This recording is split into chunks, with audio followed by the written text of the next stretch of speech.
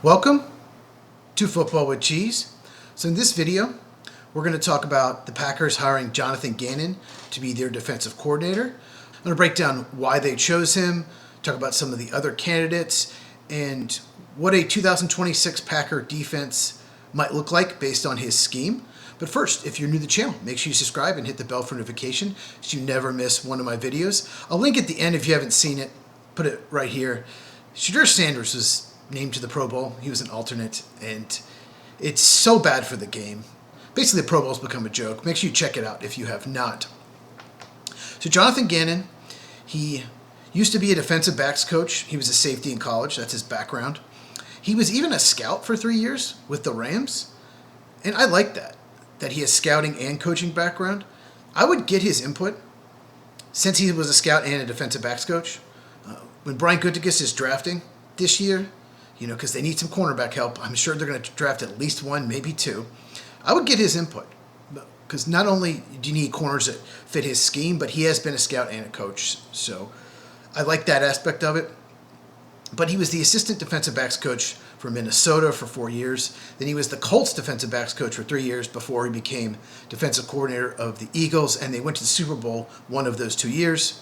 He was then named the Arizona Cardinal head coach for 3 years. It didn't go great.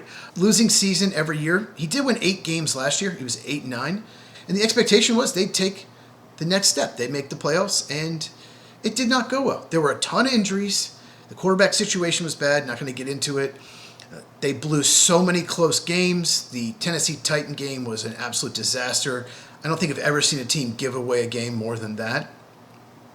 And Gannon didn't handle it well on the sidelines. He even got fined. But some guys are just really, really good coordinators and just not great head coaches. And there were a couple other candidates I would have preferred. Christian Parker was the guy I wanted. He ended up taking the Dallas Cowboy job. He's their new defensive coordinator. He was the passing game coordinator for the Philadelphia Eagles and did a great job there under Vic Fangio. More on him in a second.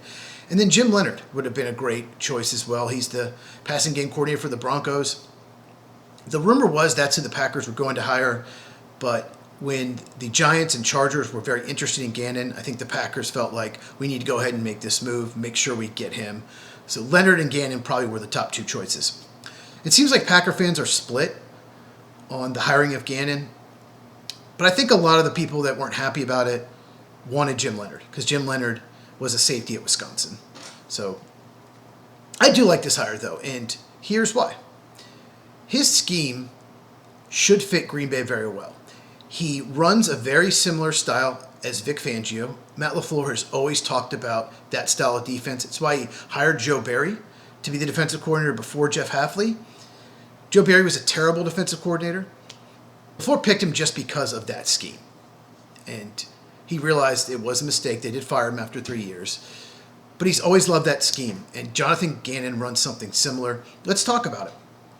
So typically, you want to prevent the big play. 75-80% of the time, you're in nickel or dime. You're not in base defense. We're going to give you underneath stuff. We're going to tackle, and we're not giving up the big play. A lot of zone defense as well. That's Vic Fangio, and he's been one of the most successful, if not the most successful defensive coordinator in the last 20 years in the NFL. It also is not too dissimilar to Jeff Hafley. Both of them like to rush for and not blitz a ton. I think Hafley's defense is a little bit stronger against the run, and I think Gannon's defense is going to be a little stronger against the pass. For example, Hafley liked to play a lot of cover 3, where you have one deep safety and the corners also play zone. They play deep, so that's the 3 and the cover 3. And then you bring the other safety up in the box. So that helps the run defense. You get an extra guy in the box. And with Gannon's, he likes to have 5 defensive linemen. Basically, you have a nose tackle, 2 defensive ends, and then edge rushers. And so all 5 offensive linemen have to account for one of the players, making it harder to double team. So that should help Micah Parsons a lot.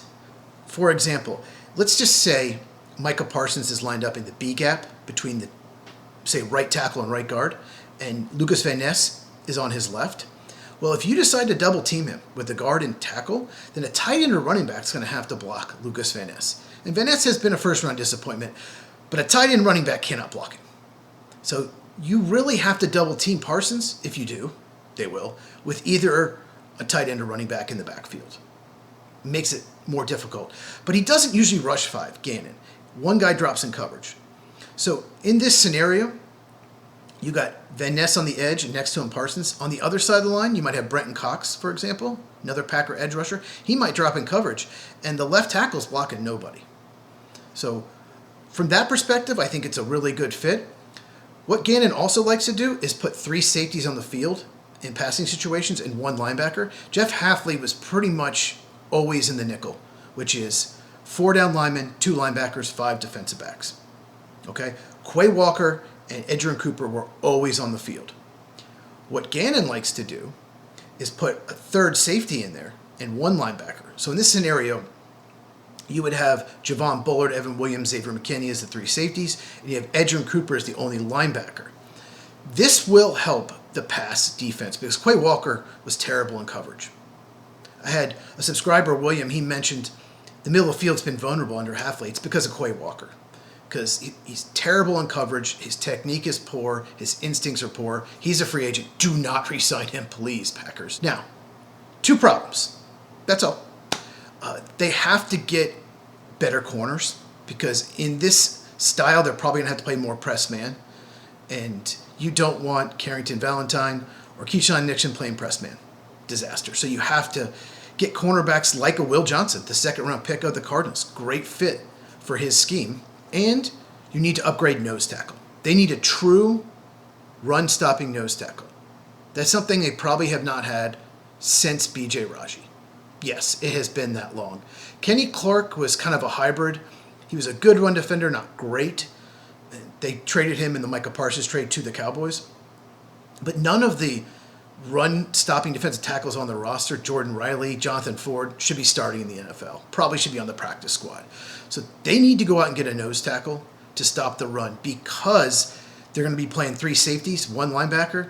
It's more vulnerable against the run. Even in passing situations, team can still run the ball. So that's what they need to do.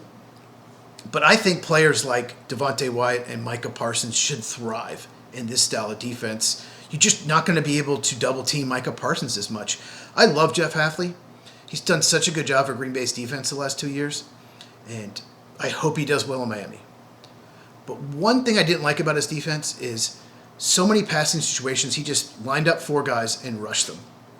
And the offensive line of the opposing team can see that.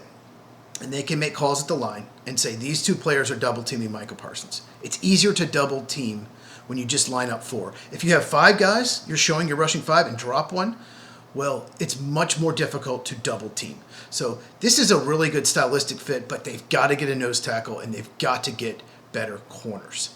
So let me know in the comments, do you like the hire? Do you like the scheme? Do you think it'll help Micah Parsons? Are you a little bit worried about the run defense like me? If you enjoyed this, give me a thumbs up. Really helps out the channel. Lights Out Podcast, me and Mike. Every Tuesday, 8 Eastern, 5 Pacific. Link in the description. We talk baseball, college football, and of course, NFL. We have a lot to talk about tomorrow night.